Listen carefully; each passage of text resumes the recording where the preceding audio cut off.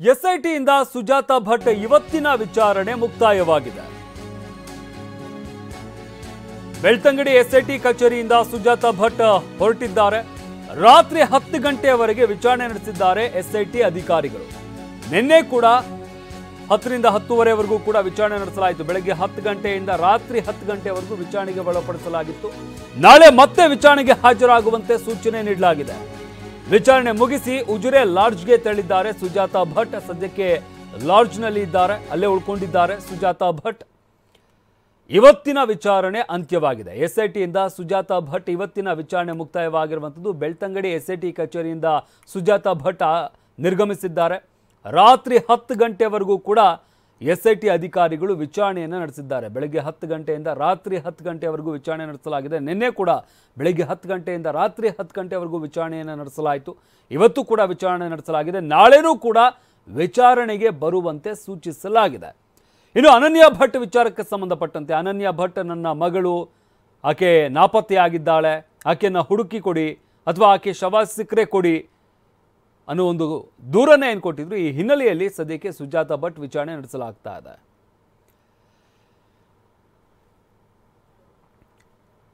ಈ ಬಗ್ಗೆ ಮತ್ತಷ್ಟು ಮಾಹಿತಿ ನೀಡ್ತಾರೆ ನಮ್ಮ ಪ್ರತಿನಿಧಿ ಪೃಥ್ವಿ. ಗಮನಿಸ್ತಾ ಇದ್ವಿ, ಸುಜಾತಾ ಭಟ್ ನಿನ್ನೆನೂ ಕೂಡ ತಡರಾತ್ರಿವರೆಗೂ ವಿಚಾರಣೆ ನಡೆಸಲಾಯಿತು. ಎಸ್ಐಟಿ ಅಧಿಕಾರಿಗಳು ಅವರ ವಿಚಾರಣೆ ನಡೆಸಿದ್ರು. ಇವತ್ತು ಕೂಡ 10 ಗಂಟೆವರೆಗೂ ವಿಚಾರಣೆ ನಡೆಸಿದ್ದಾರೆ ಅಂತ ಹೇಳಲಾಗ್ತಾ ಇರುವಂಥದ್ದು. ವಿಚಾರಣೆ ಸಂದರ್ಭದಲ್ಲಿ ಏನೆಲ್ಲ ವಿಚಾರಗಳೇನಾದರೂ ಎಸ್ಐಟಿ ಅಧಿಕಾರಿಗಳಿಗೆ ಗೊತ್ತಾಗಿದೆಯಾ? ಏನೆಲ್ಲ ಆಯ್ತು ಇವತ್ತು? ಶಮಂತ್, ಇವತ್ತು ಕೂಡ 10 ಗಂಟೆವರೆಗೂ ಸುಜಾತಾ ಭಟ್ ವಿಚಾರಣೆ ನಡೆಯಿತು. ಎಸ್ಐಟಿ ಅಧಿಕಾರಿಗಳು ನಿನ್ನೆ ರೀತಿಯೇ ಇವತ್ತು ಕೂಡ 10 ಗಂಟೆವರೆಗೂ ವಿಚಾರಣೆಯನ್ನ ನಡೆಸಿದ್ರು. ಸೊ ಇವತ್ತಿನ 3ನೇ ದಿನದ ವಿಚಾರಣೆ ಆಗಿರುವಂತದ್ದು. ಮತ್ತೆ ನಾಳೆ ಕೂಡ ಬರ್ಲಿಕ್ಕೆ ಹೇಳಿದ್ದಾರೆ. ಸಾಕಷ್ಟು ಪ್ರಶ್ನೆಗಳನ್ನ ಸುಜಾತಾ ಭಟ್ಗೆ ಕೇಳಿರುವಂತದ್ದು. ಮತ್ತೆ ಏನು ಪ್ರಮುಖವಾಗಿ ಮಗಳು ಅನನ್ಯ ಭಟ್ ನಾಪತ್ತೆಯಾಗಿದ್ದಾರೆ ಅಂತ ಹೇಳಿ ಅವರೊಂದು ದೂರನ್ನ ಕೊಟ್ಟಿದ್ರು. ಅದಕ್ಕೆ ಸಂಬಂಧಪಟ್ಟಂತೆ ಕೆಲವೊಂದು ದಾಖಲೆಗಳನ್ನ ಅವರು ತರ್ಲಿಕ್ಕೂ ಕೂಡ ಹೇಳಿದ್ದಂಥದ್ದು. ನಿನ್ನೆ ಸುಜಾತಾ ಭಟ್ ಕೆಲವೊಂದು ದಾಖಲೆಗಳನ್ನ ನಾಳೆ ಕೊಡ್ತೀನಿ ಅಂತ ಹೇಳಿದ್ರು.